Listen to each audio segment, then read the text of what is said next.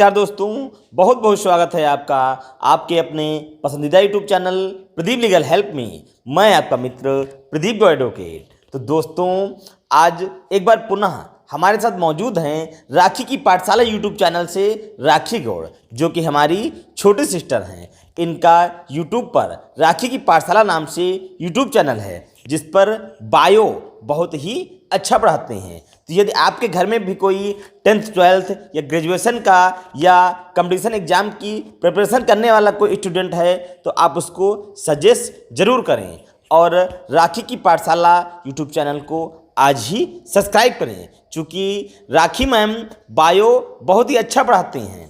तो आज एक बार पुनः कानून से जुड़े कुछ रोचक और इम्पोर्टेंट सवाल लेकर आई हैं हमारे पास, जिनका हम बहुत ही सहायता के साथ आंसर देने का प्रयास करेंगे। तो चलिए सवालों का सिलसिला शुरू करते हैं। नमस्कार मित्रों, तो कानून से जुड़े बहुत ही रोचक प्रश्न है ये और काफ़ी इम्पॉर्टेंट है, तो इनके जो है आंसर जानेंगे हम।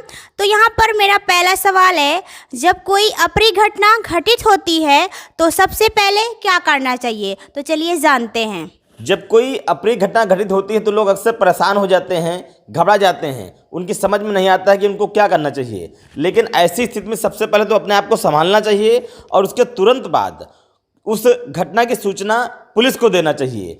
कभी कभी लोग पुलिस को सूचना देने में लेट कर देते हैं, तब तक जो अभियुक्त होता है, जो मुलजिम होता है, वह घटनास्थल से बहुत दूर भाग जाता है और घटना से जुड़े जो भी साक्ष्य सबूत होते हैं उनको नष्ट करने का प्रयास करता है। तो इसलिए जब भी कोई अप्रिय घटना घटित हो तो उसकी सूचना सबसे पहले तो पुलिस को देनी चाहिए। नेक्स्ट क्वेश्चन है हमारा, जब थानेदार करे इनकार तो कैसे करे FIR? तो बहुत अच्छा क्वेश्चन है कि थानेदार करे इनकार तो कैसे दर्ज कराएं FIR।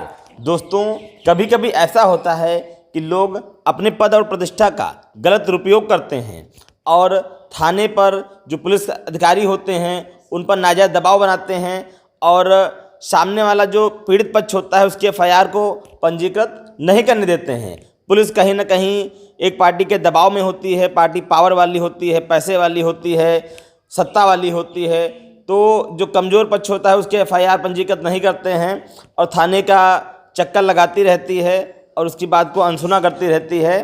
तो ऐसी स्थिति में पुलिस के जो आला अफसर होते हैं उनसे उसकी शिकायत करनी चाहिए। अगर जो पुलिस के आला अफसर होते हैं वह भी आपकी बात को नहीं सुनते हैं, इग्नोर करते हैं, तो आप अपने अधिवक्ता के माध्यम से धारा 156(3) CRPC के तहत मुकदमा पंजीकृत करवा सकते हैं। न्यायालय आपकी बात को जरूर सुनेगा। तो घटना से संबंधित जो भी साक्ष्य सबूत और गवाहों के बयान हैं, जो गवाह हैं, आप उन सबको एकत्रित कीजिए और उसके बाद पुलिस के जो आला अफसर हैं उनसे शिकायत कीजिए। अगर वो आपकी बात नहीं सुनते हैं तो सारे साक्ष्य सबूतों की समरी बनाते हुए अपने अधिवक्ता के माध्यम से धारा 156(3) CRPC के तहत आप न्यायालय के माध्यम से मुकदमा पंजीकृत करवा सकते हैं। नेक्स्ट क्वेश्चन है हमारा, झूठी 156(3) से अपना बचाव कैसे करें? देखिए, कभी कभी ऐसा होता है कि कुछ लोग धारा 156(3) CRPC के तहत जो न्यायालय के माध्यम से मुकदमा पंजीकृत होता है इसका भी दुरुपयोग करते हैं और मिथ्या आरोप लगाकर गलत तरीके से मनगढ़ंत कहानी बनाकर धारा 156(3) CRPC के तहत मुकदमा पंजीकृत करवा देते हैं। तो यदि आप निर्दोष हैं, बेगुनाह हैं, आपने कोई अपराध कारित नहीं किया है और किसी व्यक्ति ने आपके विरुद्ध धारा 156(3) के माध्यम से झूठी FIR पंजीकृत करवा दिया है, तो फिर आप अपनी बेगुनाही के साक्ष्य सबूत और गवाहों के आधार पर माननीय उच्च न्यायालय की शरण ले सकते हैं। धारा 482 CRPC के तहत अपने विरुद्ध दर्ज झूठी 156(3) को भी चुनौती दे सकते हैं। यदि माननीय उच्च न्यायालय को यह लगता है कि आप निर्दोष हैं, बेगुनाह हैं, तो माननीय उच्च न्यायालय आपके विरुद्ध दर्ज झूठी 156(3) को रद्द कर सकते हैं। इम्पॉर्टेंट है ये। FIR दर्ज होने के बाद क्या होता है? FIR दर्ज होने के बाद देखिए, जब भी किसी अप्रिय घटना की सूचना पुलिस को प्राप्त होती है तो पुलिस सबसे पहले तो फर्स्ट इन्फॉर्मेशन रिपोर्ट, जिसको हम हिंदी में प्रथम सूचना रिपोर्ट कहते हैं, तो FIR पंजीकृत होने के बाद की अगर हम बात करें तो यदि कोई गंभीर घटना घटित हुई है, कोई संगीन अपराध हुआ है, तो पुलिस सबसे पहले तो अभियुक्तों की गिरफ्तारी करती है ताकि अभियुक्त कहीं दूर न भाग जाएं घटनास्थल से, और जो साक्ष्य सबूत है घटना से संबंधित उनको नष्ट ना कर दें, कहीं गवाहों को धमकाएं नहीं, गवाहों को प्रभावित ना करें। तो इसलिए सबसे पहले तो गिरफ्तारी करती है अभियुक्तों की, मुलजिम जो होते हैं उनकी गिरफ्तारी करती है और उसके बाद विवेचना करती है। विवेचना करके फिर चार्जशीट तैयार करती है। चार्जशीट दाखिल होने के बाद क्या होता है? ये बहुत ही अच्छा क्वेश्चन है। चार्जशीट क्या होती है और चार्जशीट दाखिल होने के बाद क्या होता है। चूँकि जब भी कोई एफआईआर पंजीकृत की जाती है तो एफआईआर में एक मोटा मोटी जानकारी होती है घटना की, और फौरी तौर पर एफआईआर पंजीकृत करने के बाद पुलिस अभियुक्तों को गिरफ्तारी करती है। गिरफ्तारी करने के बाद फिर विवेचना करती है। तो विवेचना के दौरान जो घटना होती है उस घटना का नक्शा नजरी बनाती है, गवाहों के बयान दर्ज करती है, साक्ष्य सबूतों को कलेक्ट करती है। तो एक पूरी हिस्ट्री जो घटना की होती है उसको पुलिस तैयार करती है और उसको हम चार्जशीट कहते हैं।